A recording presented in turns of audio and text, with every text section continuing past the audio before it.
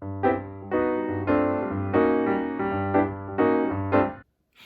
everyone, and welcome back to Drama-O-Rama Online. I'm Mrs. Combs, and I'm so excited to share this time with you today. Now, remember to have your journals ready, and let's get started. For today's warm-up, we are going to listen to and react to a series of sound effects. A sound effect is a sound other than speech or music that enhances a performance in a play or a movie or a television production. Then we're going to make connections to those sound effects and move about the space inspired by each sound. For example, if you hear this, that might make you connect to the feeling scared. So you would move about as if you are feeling scared. Are you ready? Find a safe space to move around. Then stand in neutral. Okay, here is our first sound effect. Make a connection, then move with the sound effect. All right, here's our next sound effect. Make a connection and move with the sound effect. Another sound effect. Make a connection, then move with the sound effect.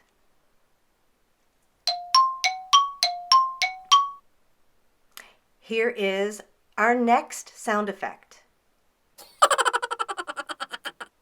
Make a connection and move with that sound effect. Here's the next sound effect. Make a connection and move with that sound effect. Here's the next sound effect. Make a connection and move with that sound effect. Here's the next sound effect.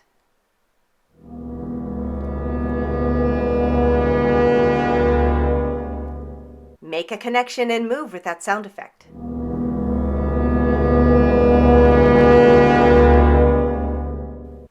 And finally, here is our last sound effect. Make a connection and move with that sound effect.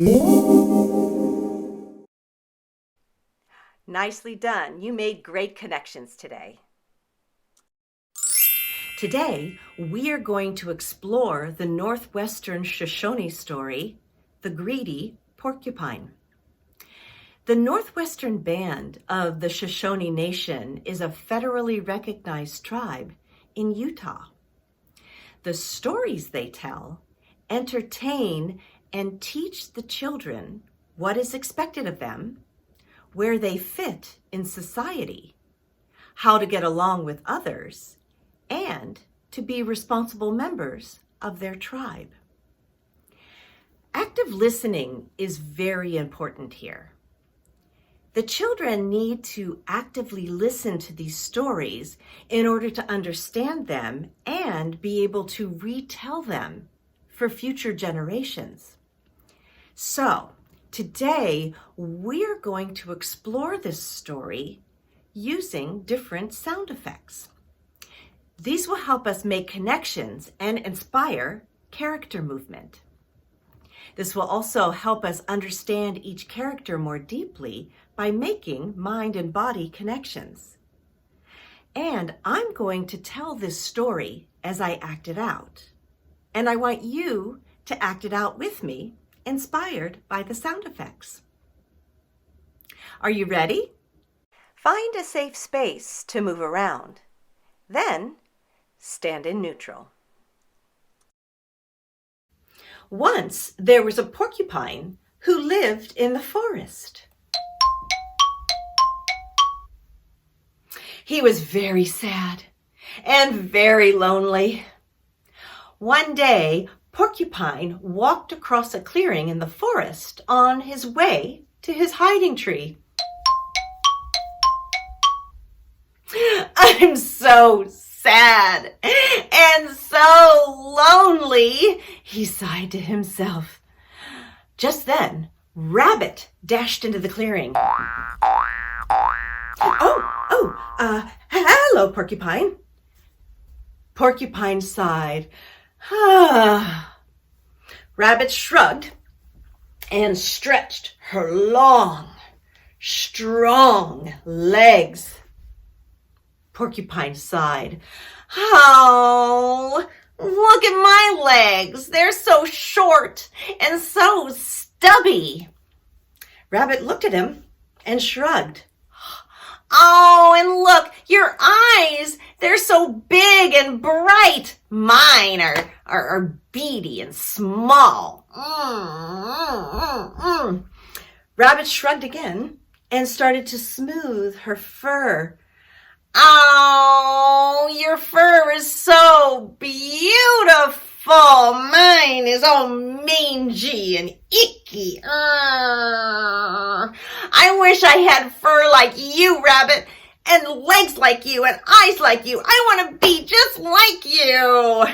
And with that, Rabbit hopped away. Wow. Just then, Deer and Elk entered the clearing.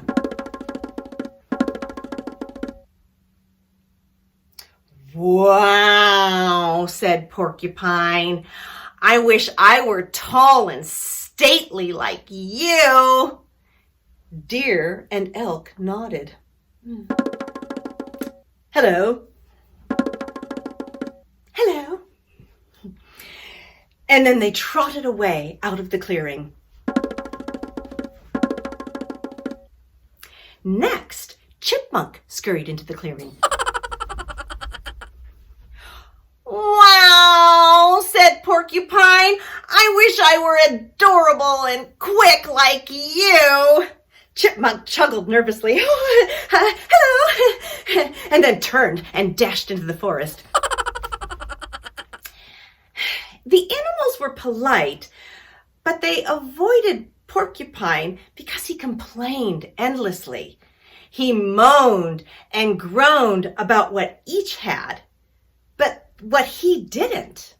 Even his old friend Hummingbird began to avoid him. Oh, hello, Porcupine, how are you? Well, I can't stay to talk. See you later. With that, Hummingbird just flew away. Oh, I wish I could fly. Squirrel, who lived in a tree by Porcupine, decided to move away. Oh, I can't take it anymore. The constant complaining is too much. I'm moving to another tree over there. Well, Porcupine began to wail and whine. Oh, nobody likes me. I am weak and unattractive. I have no special skills. I am the most miserable of all creatures.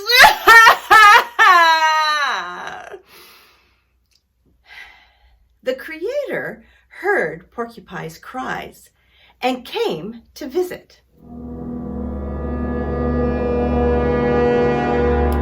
Porcupine, tell me, why are you so sad?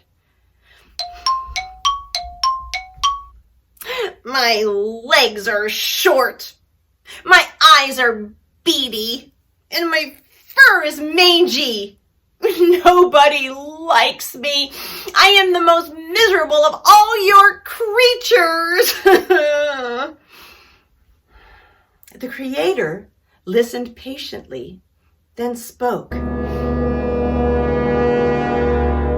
Your legs are short because you are a ground creature. Your eyes are beady to keep the sun from blinding you. Your fur is close to your skin to keep it from tangling in the leaves and twigs. Porcupine sighed. Oh, I wanted to be gifted and powerful like the other animals. Then Porcupine looked up at the Creator and saw his bow and arrows. Ooh. Oh, please let me have a bow and some arrows like yours. Oh, I wouldn't feel nearly as gloomy and powerless if I had something as special as these. The Creator, feeling compassionate, thought for a moment, then reached down and stroked Porcupine's fur. And with that, he was gone. Porcupine sighed. Oh, no one can help me, not even the Creator. As he climbed into his hiding tree, he felt a strange sensation. I feel tingling in my back. It's something is happening to my fur. Oh, my fur looks like arrows. I have arrows. Suddenly, he lost his balance and fell out of his tree. And when he flipped his tail to regain his balance, dozens of arrows flew into the air. Oh, my tail is a bow and my back is made of arrows. Woo! Woohoo! I am strong. I am bold. I am powerful. Just then, Rabbit dashed back into the clearing. Oh, Porcupine, is that really you underneath all those needles? Oh, so now you talk to me. They are not needles, they are arrows. And with that, Porcupine let loose a few arrows. A little too close to Rabbit. Oh, yikes! I'm out of here. Then Porcupine, he became the bully of the forest. He shot arrows at any animal who came close to the clearing. Ha ha! Woohoo!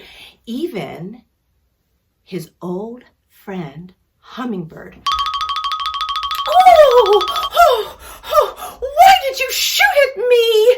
I was your old friend when you weren't even brave. Well, I'm brave now, and I'm strong and bold and powerful. All the animals hid from him, even deer and elk. He hunts when he's not hungry. He shoots arrows to show off his power. Squirrel decided to move far away.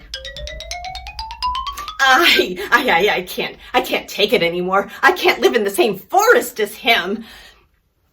Well, the Creator came down to visit.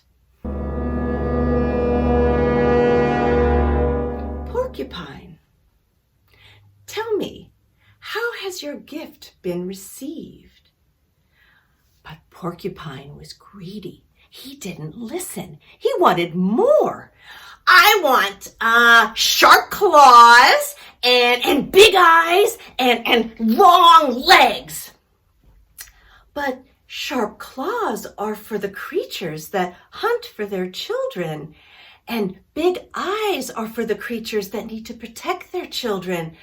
And long legs are for Rabbit, who delivers messages to all the animals.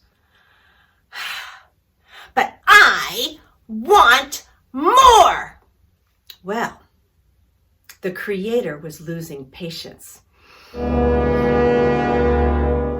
I have given you your gift, and you are not receiving it well. I might just take that gift back. Oh, no, please, please. I don't want you to take my powers away. I will change. I promise. Well, the Creator looked soulfully at Porcupine. Very well. You may keep your bow and arrows, but the arrows will be fastened to your back so that you cannot throw them at you as you wish. You will only be able to release them when you need protection from your enemies. Oh, thank you. Thank you, Creator. And with that, the Creator was gone.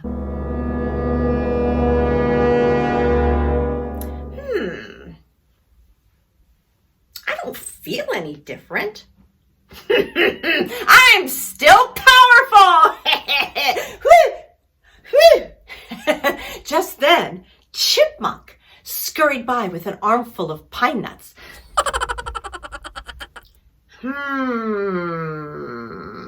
Pine nuts.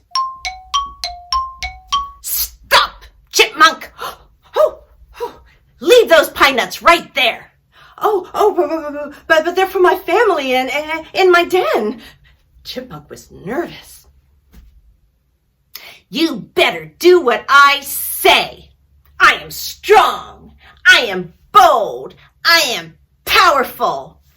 Chipmunk did not know what to do. She was frozen in place. Porcupine aimed at Chipmunk and flipped his tail. But nothing happened. He tried it again. And he tried it again. But nothing happened. The arrows stayed attached. Relieved, Chipmunk scurried away. Porcupine, confused, climbed into his hiding tree to think.